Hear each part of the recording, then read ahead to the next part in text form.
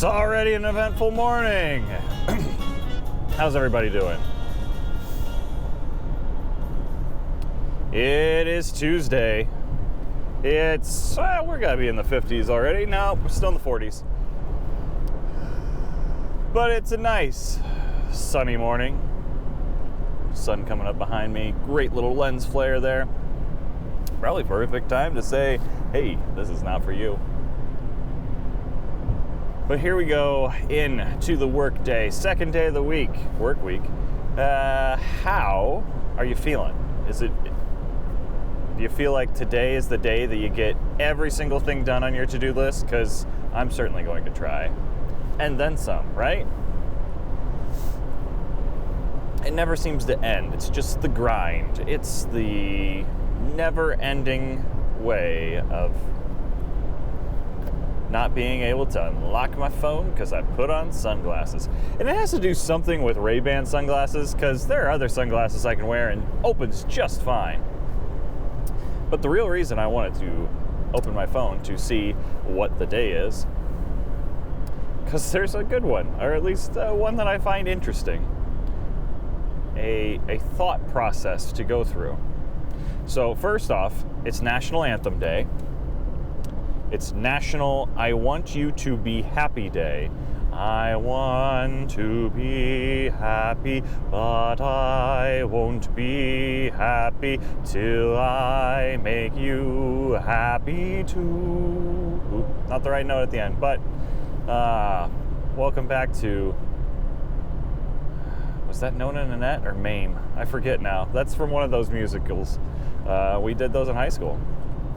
Anyway, all that aside, today is, what if, and it's all of this is like entire sentence is the name of the day. What if cats and dogs had opposable thumbs day?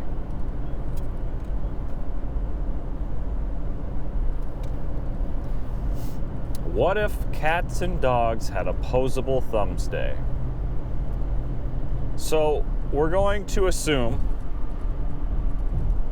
that we still keep them as pets, right? Because there are other animals that have opposable thumbs.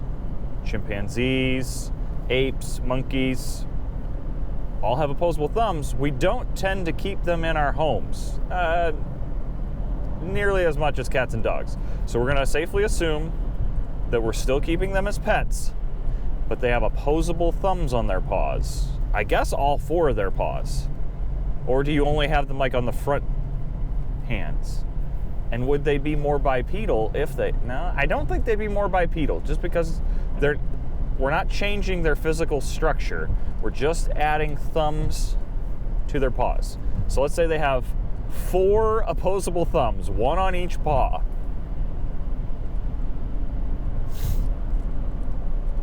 So immediately, they're able to grasp things better.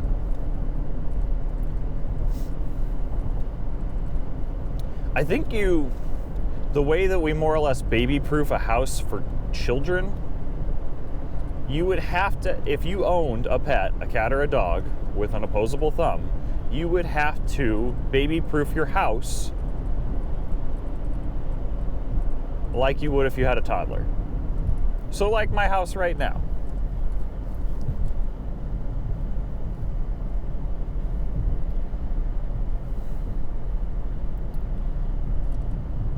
But you're only teaching a cat or dog like to a certain point, right? Like you could teach them tricks for food and stuff, but they now have an opposable thumb. They have essentially one rung up on that evolutionary ladder more.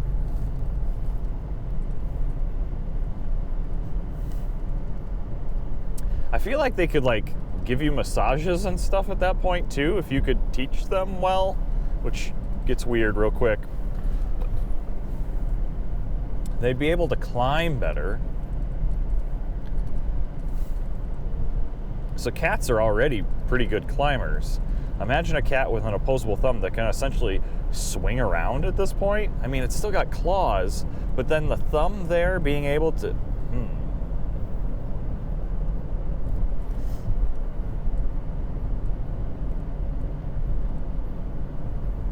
I think this is a great little thought process to think what this would be like.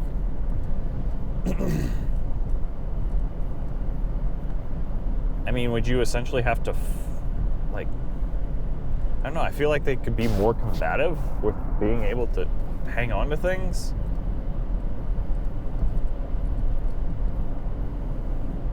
Would they be, like, okay, just think of how it might be a detriment to them now as well. Would they be able to run as fast? Would that get in the way of running around the house? I think they would be more climby than zoomy, right? To use very simple millennial words.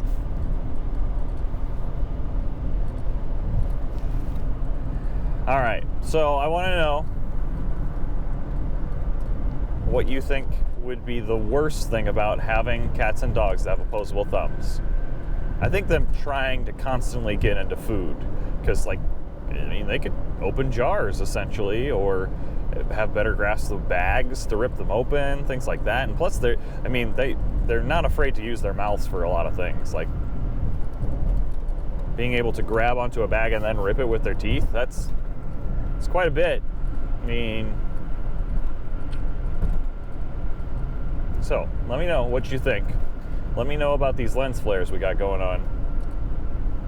And we will catch you on the drive home as we make our way into the St. Lou.